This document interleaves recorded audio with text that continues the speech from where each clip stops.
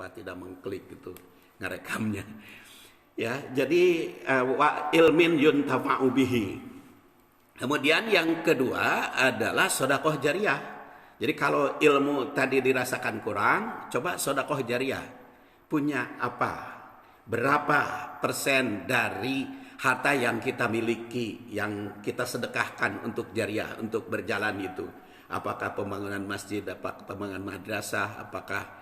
Karena di dalam sedekah itu kan ada minimal 4 golongan penilaian. Man anfaqo nafakotan fadilatan, barang siapa menginfakkan sebagian harta sisa fisabilillah fabisab imiatin, kalau di jalan Allah itu 700. Tetapi kalau maja adan au ada maridon, menengok orang sakit, kemudian menyantuni orang yang butuh, maka asyru amsalihah, itu 10 kali lipat, 10 kali nilainya. Dan ada juga yang nilainya itu lebih tidak terhitung, yaitu yang kordon hasanan. Jadi harta itu harus kita bagi-bagikan, selain yang sifatnya konsumtif, selain yang sosial, harus juga yang produktif di dalam pengembangan agama Allah Subhanahu wa taala. Itu sedekah jariah.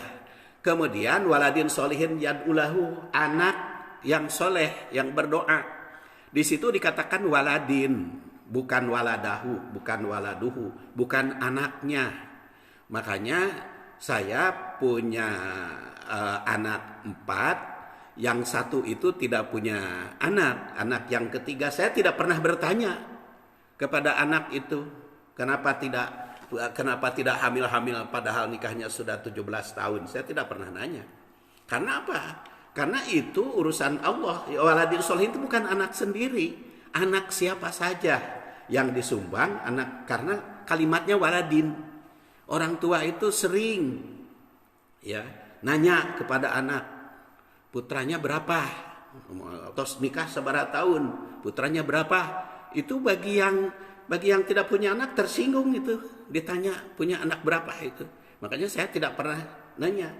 Dan kalau dia juga mengeluh minta bicara belum punya, saya katakan waladin sholihin itu bukan hanya anak pribadi. Anak siapapun yang diurus itu adalah yad'ulahu. Jadi kalau Jajang sampai sekarang sudah berapa nikahnya? 1 tahun lebih, 2 tahun ya. 2 tahun belum punya anak, jangan putus asa. Jadi karena masih banyak anak-anak di Masjid Al-Muhajirin urusan. Jadi itu sebetulnya waladin sholihin. Yad'ulahu, yang berdoa itu.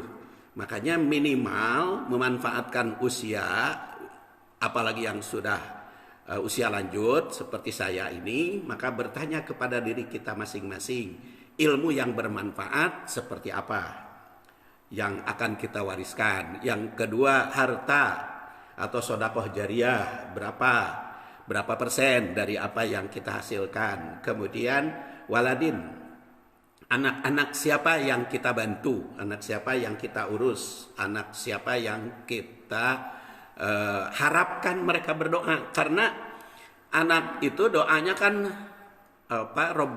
Robbigfirli wali walidayya warhamhuma kama robbayani sogiro. Robbigfirli, ampunilah aku, wali walidayya, dan ayah ibuku, warhamhuma, dan rahmatilah mereka, kama robbayani sogiro, seperti mereka menyayangi aku di waktu kecil. Jadi doa itu nyambungnya kepada yang ngurus, anak itu, kama robbayani sogiro. Jadi kalau anak itu tidak diurus, robbayani sogiro, yang ngurusnya siapa? Itu yang nyampe. Makanya kalimatnya itu bagus, memang hadis ya. Waladin sholihin yad'ulahu, anak yang soleh, bukan anaknya sendiri. Apalagi kan kalau ditinjau dari sudut bahasa, anak itu ada ibnun, ada walad. Kalau ibnun itu lebih kepada anak nasab. Tapi kalau walad itu anak umur siapa saja, atau anak siapa saja yang kita urus.